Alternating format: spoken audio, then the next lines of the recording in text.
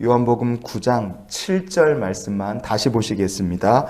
이르시되 실로암 못에 가서 씻으라 하시니, 실로암은 번역하면 보냄을 받았다는 뜻이라. 이에 가서 씻고 밝은 눈으로 왔더라. 아멘. 우리는 날 때부터 맹인된 사람이 고침을 받은 기적의 이야기를 보고 있습니다. 제가 기적이라는 말을 강조해서 쓰는 이유는요, 오늘 본문 어디를 봐도 기적이라는 말은 단 한 번도 나오지 않습니다. 기적, 이게 무슨 뜻인가? 상식을 벗어난 기이하고 놀라운 일, 이게 기적의 첫 번째 사전적 정의고요. 두 번째는 뭐냐면 신의 힘으로 이루어지는 불가사의한 일, 이렇게 되어 있습니다. 이게 기적이라는 말 사전에 두 가지 의미입니다. 예수 믿는 사람에게 기적이라는 것은 상식을 벗어난 기이하고 놀라운 일이 아닙니다. 우리는 하나님의 섭리, 역사, 은혜를 힘입어 주의 인도하심 가운데 사는 사람들입니다. 그래서 우리에게 기적이란 하나님의 힘으로 이루어지는 불가사의한 일인 거죠.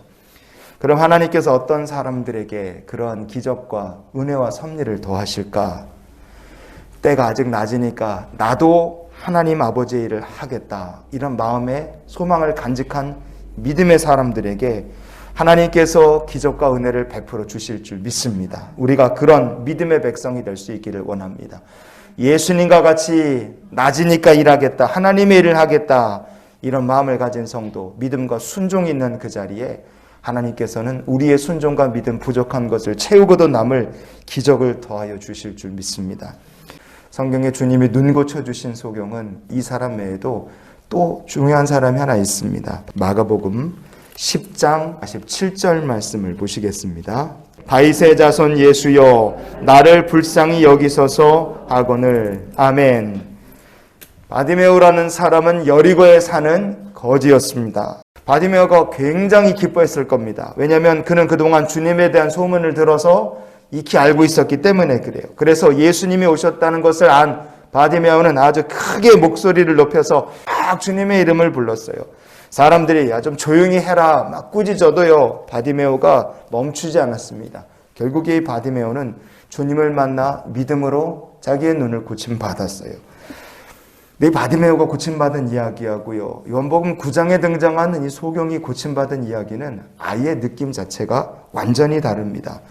요한복음 9장 11절 말씀을 우리가 보시겠습니다. 대답하되 예수라 하는 그 사람이 진흙을 이겨 내 눈에 바르고 나더러 실로암에 가서 씻으라 하기에 가서 씻었더니 보게 되었노라. 아멘.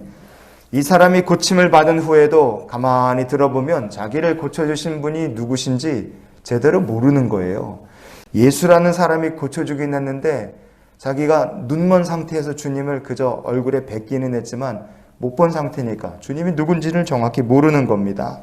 바디메오 때는 허다한 무리가 주님을 같이 따랐어요. 그래서 혹시 바디메오가 예수님이 누구신지 전혀 몰랐다 할지라도 이럴 가능성이 있어요. 엄청 유명한 분이 왔나 보다, 그래서 나를 불쌍히 여겨달라고 소리를 쳤을 수도 있습니다. 그런 가능성이라도 있잖아요. 그런데 요한복음 9장은 상황이 달라요. 주님과 제자들 이 맹인 외에는 없는 거예요.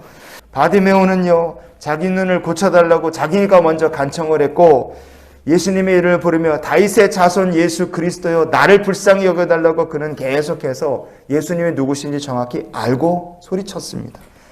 그런데 구걸하며 사는 사람은 이 맹인은요, 그런 게 없어요. 아무리 구걸을 하며 사는 사람이라도 난데없이 누군가가 땅에 침을 뱉어서 진흙을 만들어 사람 눈에 바른다, 굉장히 기분 나쁠 수도 있지 않습니까? 근데 그는 자기를 위해서 이 일을 하시는 분이 누구신지 도통 알 수 없었어요. 그러나 그가 어떻게 했습니까? 예수님 말씀에 순종하여 실로암 못에 가서 씻고 왔습니다. 그의 눈이 떠졌어요. 예수님의 말씀에 순종함으로 이 사람은 기적을 경험하게 된 겁니다.